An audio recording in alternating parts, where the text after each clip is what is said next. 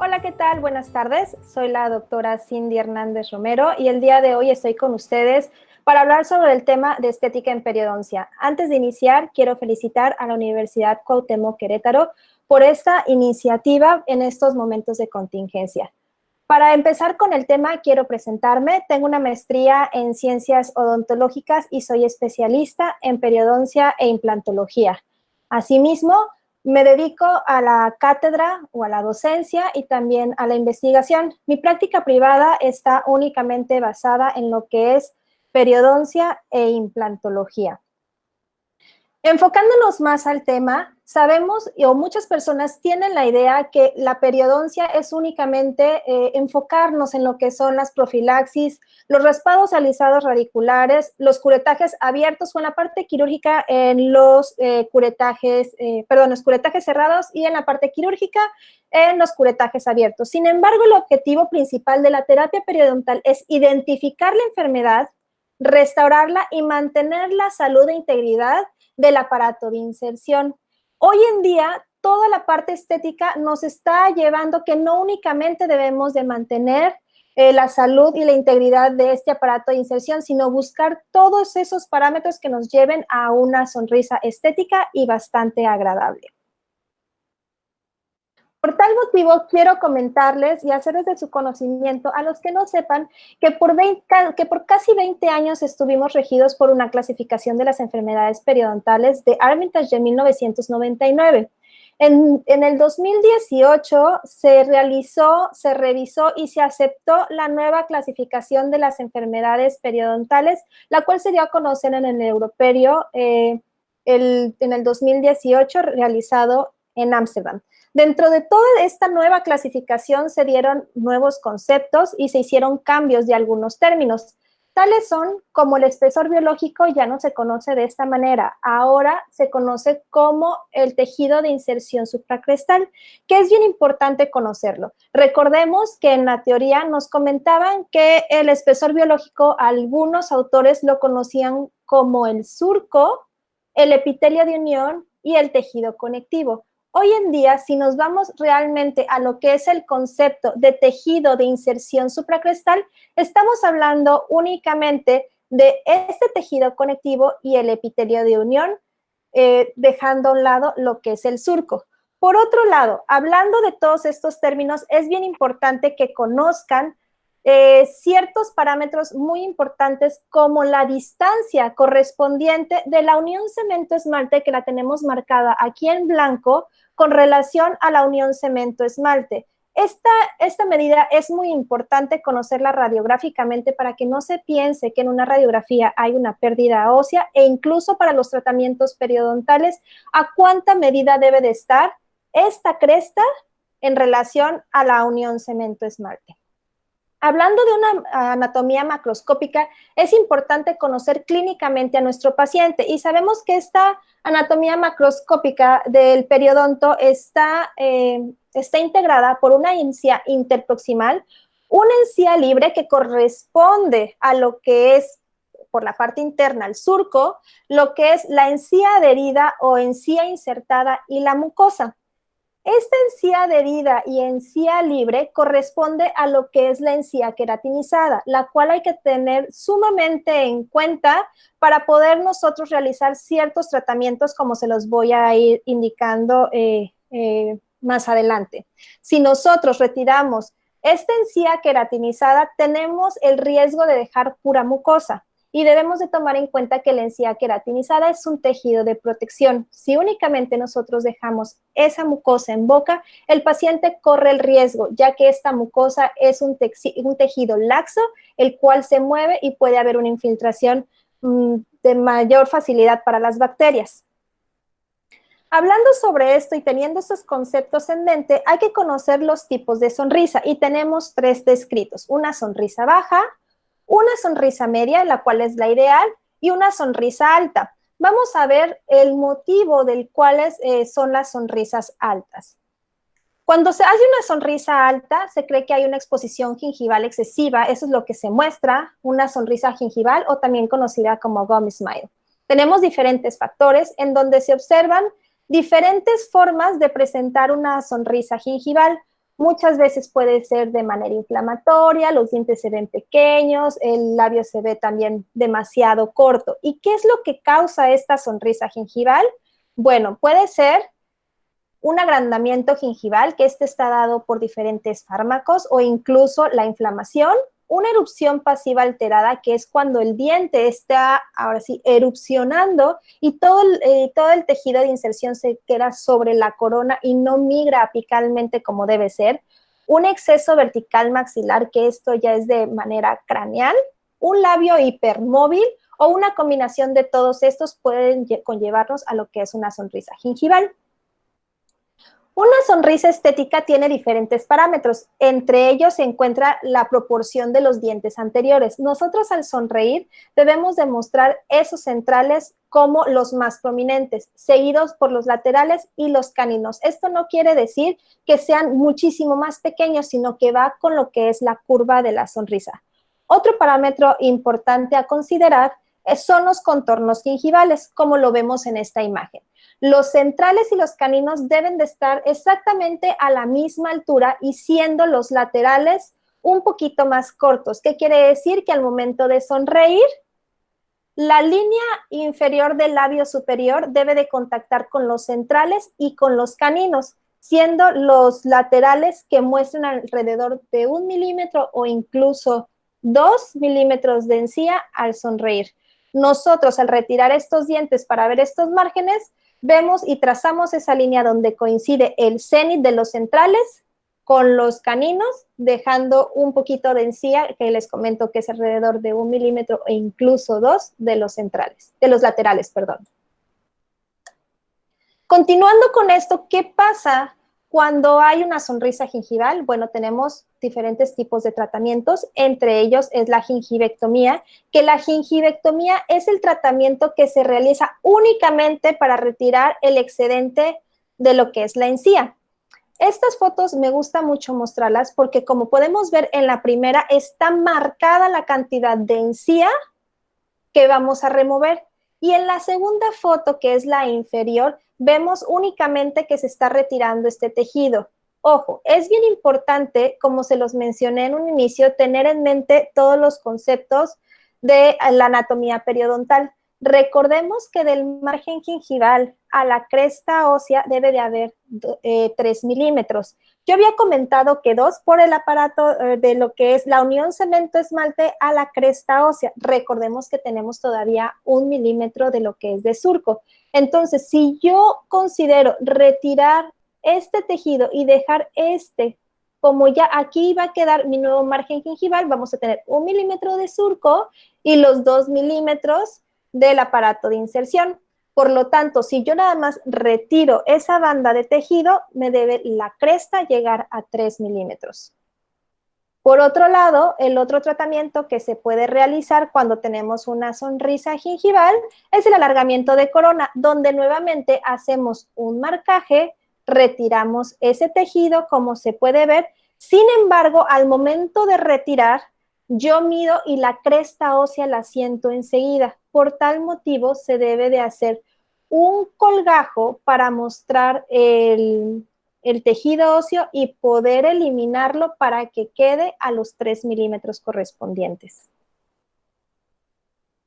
Dentro de los alargamientos de corona que se consideran para una sonrisa agradable, tenemos el recontorneo protésico. El recontorneo se le llama cuando son ya más de 2 dientes, cuando se va a hacer toda una arcada. Entonces, los recontorneos pueden ser protésicos o pueden ser estéticos. En cuanto a los recontorneos protésicos, les presento un caso. Ese es el caso de un paciente, el cual podemos ver con los conceptos que ya les mencioné. El paciente tiene atrición, es bastante evidente. Sin embargo, los márgenes gingivales están al mismo nivel todos.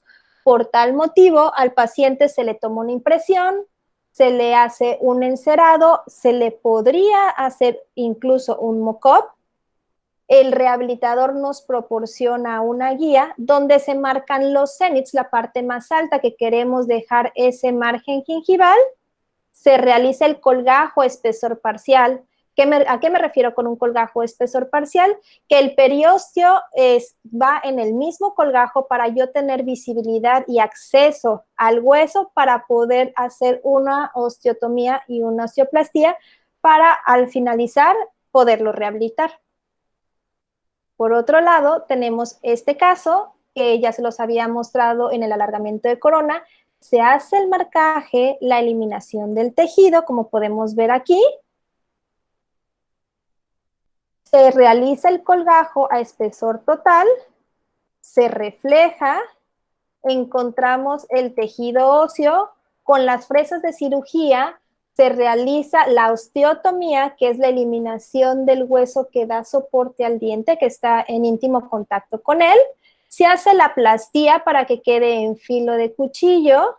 Se mide y se checa que la cresta quede al nuevo margen a los 3 milímetros. Y de tener unos dientes de esta manera, terminamos con el alargamiento de esta otra forma, ya suturado. La paciente se iba a hacer una rehabilitación completa, se prepara para dejar unas coronas de esta manera. La paciente, aquí la muestro, en un inicio vemos que al sonreír parecía que la paciente tenía una sonrisa alta, pero mostraba dientes pequeños.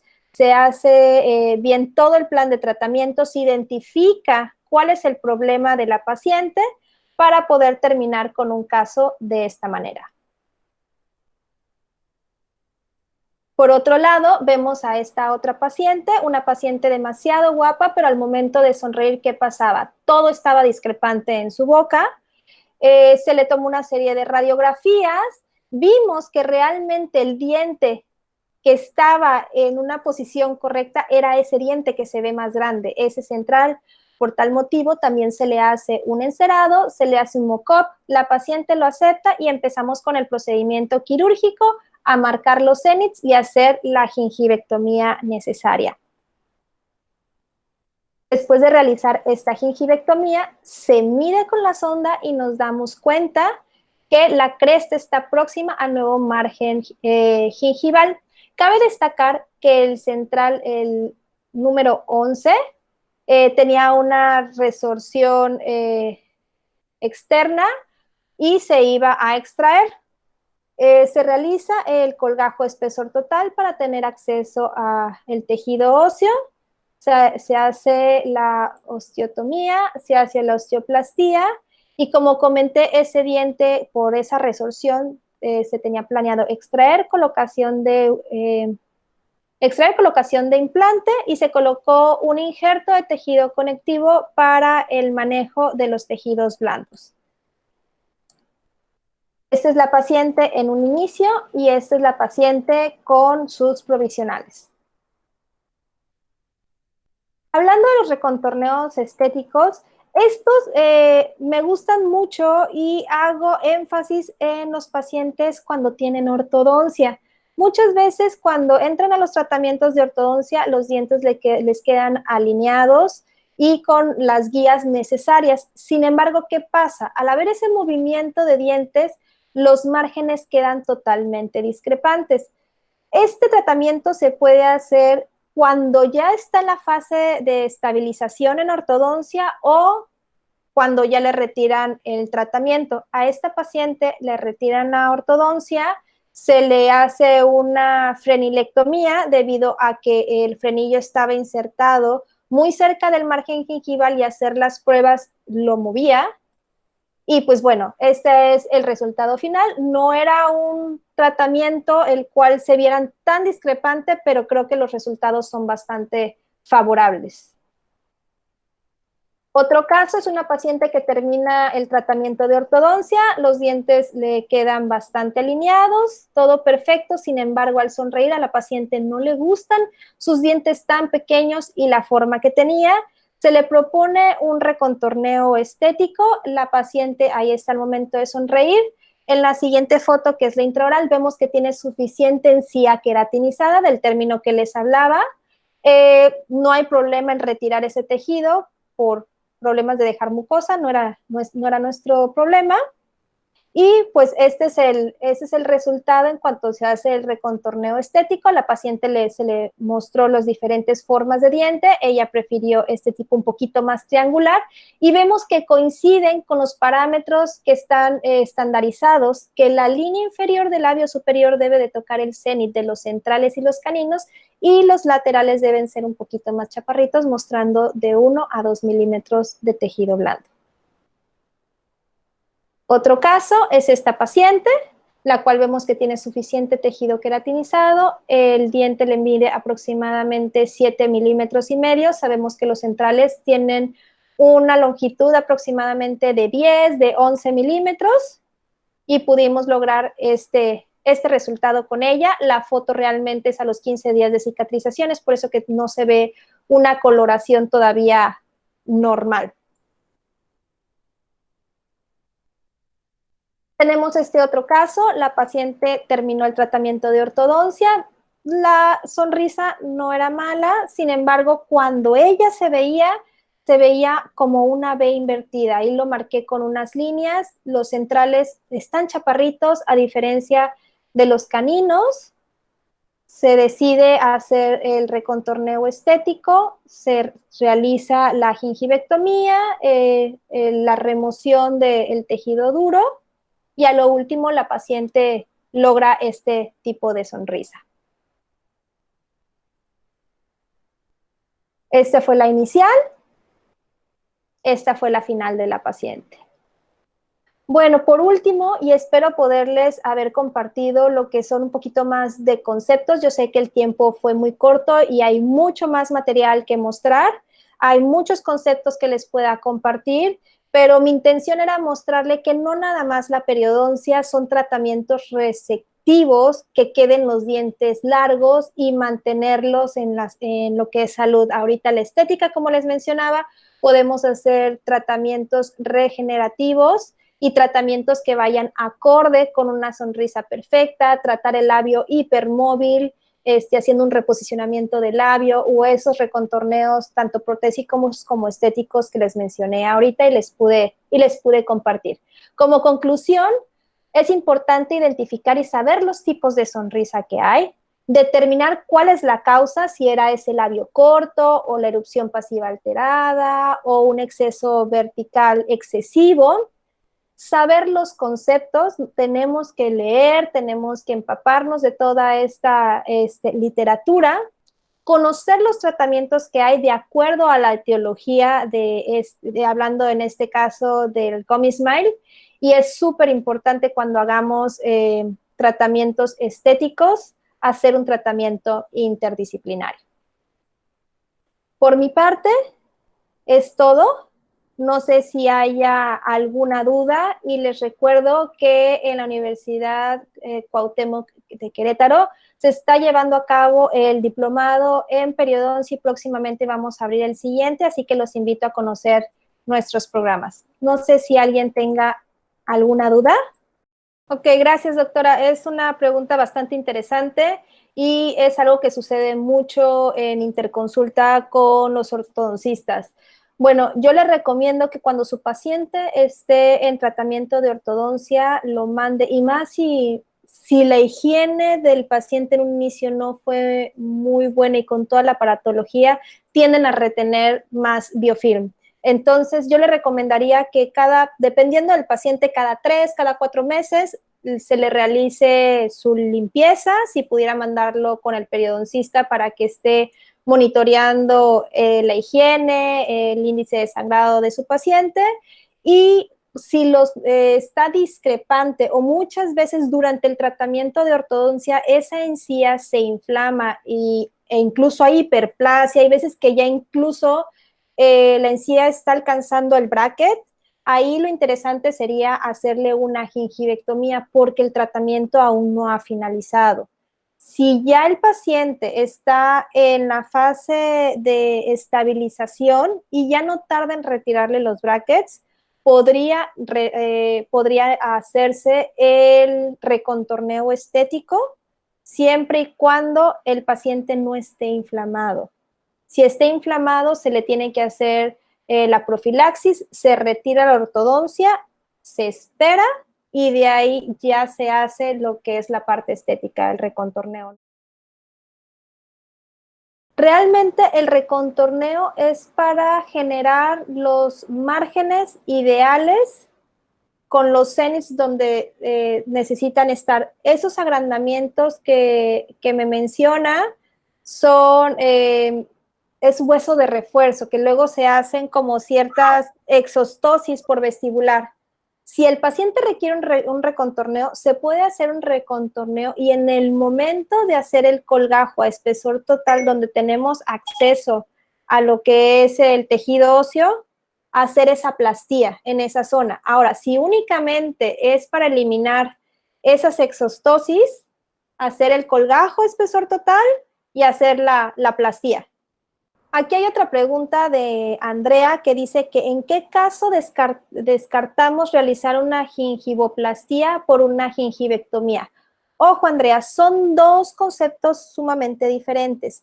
La gingivectomía es la remoción del tejido que tenemos de exceso, ¿de acuerdo?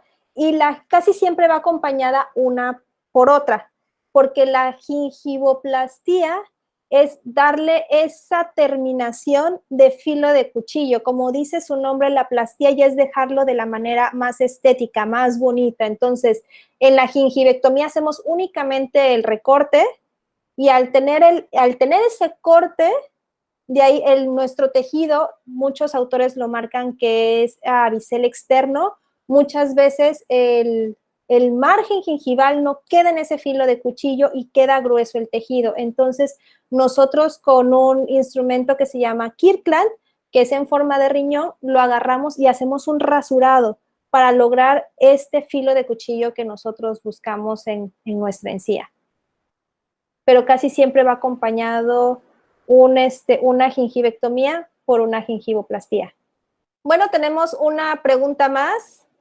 Me están diciendo que en caso de que el paciente tenga triángulos negros, pero si es necesario en algunos dientes la gingivectomía, ¿cómo se puede compensar el espacio perdido por el triángulo negro? Bueno, el triángulo negro muchas veces suele presentarse por pérdida que ya tuvo el aparato de inserción.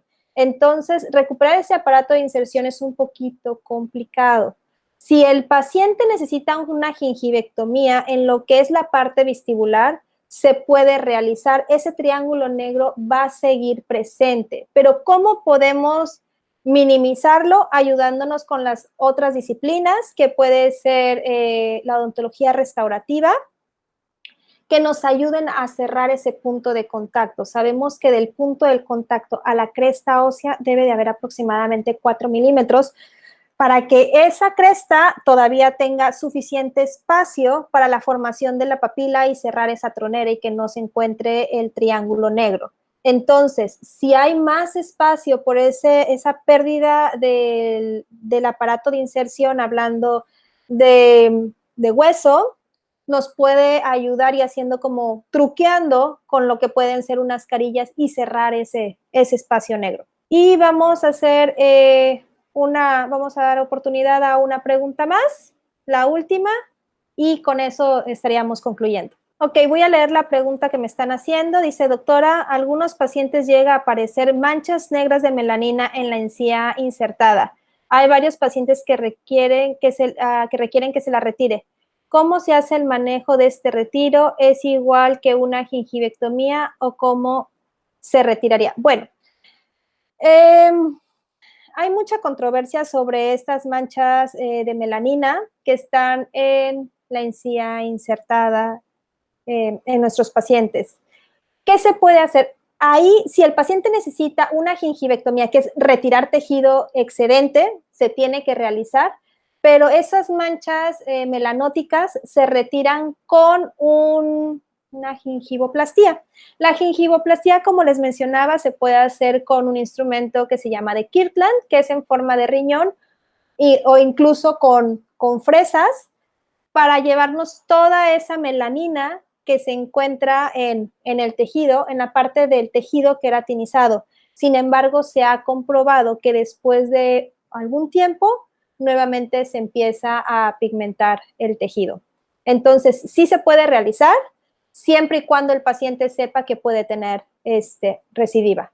Muchísimas gracias, pues por mi parte es todo. Espero que les haya gustado esta pequeña charla y como les comentaba, están invitados a checar los programas de la Universidad Cuauhtémoc de Querétaro y también a inscribirse al diplomado de periodoncia. Fue un gusto estar con ustedes. Hasta luego.